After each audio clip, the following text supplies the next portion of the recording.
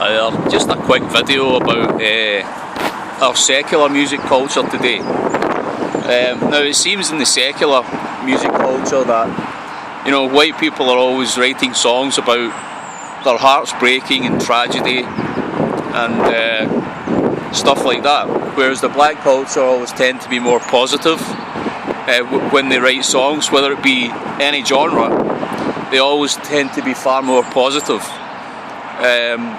They very rarely tend to reflect about things. Sometimes they do, but it's more about looking to the future, and it's more about sort of uplifting music. It's more about in the black culture, it's more about inspiration and that type of thing. You know, as it is even in the churches today, there's a lot of so-called inspirational Christian speakers, you know, in churches, and so that's not to say that in the subcultures, definitely in Scotland, I would say, there's the white music, what you call, I guess, Scottish music, but I suppose it's white people that started it, you know. But it does tend to be very uplifting, you know, when you listen to Radio Scotland, which is not secular, but you'll actually find a lot of very spiritual, sometimes reflective, but a lot of mostly uplifting music on that as well. Quite toe tapping, finger clapping, you know, hand clapping, finger tapping music, you know, and finger clicking music even, you know. So it's like, it's kind of like the country and western style. It's very similar to that Scottish music. I think, you know, country and western is very similar to traditional Scottish Highland dancing, and when you actually look at the Hebrew or Israeli culture as well, the way they tend to praise God is very uplifting as well, and it tends to fit very much together. When you look at all the cultures in the world, you got to really say that that the Hebrew kind of praise music is very like that as well. It's a little bit country and western, but it's not really. I mean, they got their own style, of course, but these are just general observations, you know. Like in the secular music, in the white culture, they're always very sort of, I mean, you have to have basically a bit of a, not negativity I would call it, I'd basically, to call it healthy criticism. You know, if some guy's talking about, like Bruce Springsteen tends to be quite depressing for most people to listen to, you know. He's always talking about things in his past, the regrets he's done.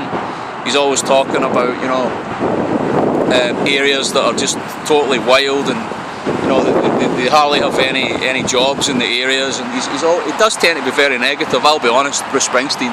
But I think you need that a little bit just to reflect what's going on in the society, but you definitely need more uplifting music.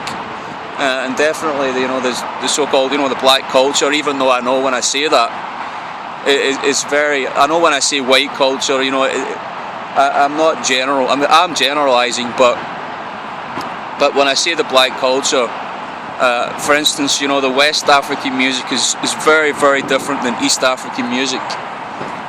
It's very, very different. I would even say that the West Africa is very, very uplifting. It's called high life music, and they have a lot more genres out there as well. Obviously, gospel tends to be a black cultural type of music. But if you actually go to East Africa, they're actually very reflective in their music. They can be quite sad.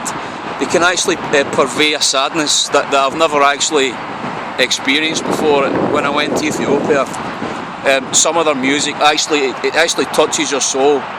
If they mean it to be sad, the sadness actually touches you, almost physically. You can almost feel it. You know, of the sort of, I suppose, of the droughts and famines of the past. You're actually listening to that in the radios and the minibuses there, but in fact, you know, if they want uplifting music, Ethiopian music can be the most uplifting music you can listen to as well. It reminds me a little bit about, to an extent, country and western, but it has a style all of itself. It's like a swing beat it has, and it is very, very uplifting when you actually see them all dancing in sync with one another. you know, the shoulder shrugging is a sort of Indian thing, but it's also an East African thing as well. When they start shrugging the shoulders, it's quite a kind of Middle Eastern style as well.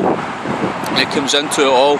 So I would say definitely the most interesting music that I've ever listened to is Ethiopian, because it covers so many cultures that when you listen to it, you just can't put your finger on which culture it's representing. But it is definitely black and it's African, but you know, it's not what we would describe as black music. You know, here in the West, you know, what we get fed through the sort of secular media, you know, was accepted through the secular music genres we get here. And it'd be very, very hard pressed to actually find rap music in Africa. Maybe in South Africa you'll get rap music. Maybe you'll get a little bit here and there, but mostly in East Africa you won't hear any rap artists or rap music, hardly anything like that at all. You'll get quite poetic singers and whatnot, but that's about mostly what you'll get out there. So anyway guys, I hope that you can tell me if you agree with me or not about these things. I just thought I'd speak about them, and as obviously the music cultures do affect us all. Thanks for listening.